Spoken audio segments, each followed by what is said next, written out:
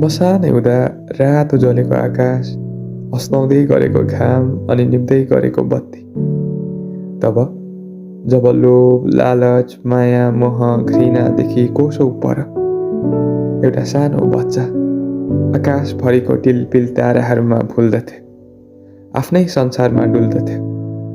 पानीको धारामा बाछित्ताहरूले इन्द्रेणी बनाई संसार जितेझै रमाउँदथे।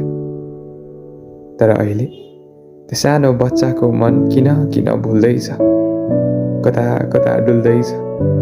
नआउने भोलिको दिनको खुसीको लागि कुर्दैछ। लाग्दैछ समय भाग्दैछ, अलि सुस्त छ, अलि लाचार छ। त्यो सानो बच्चा अब बिस्तारै बिस्तारै मर्दैछ।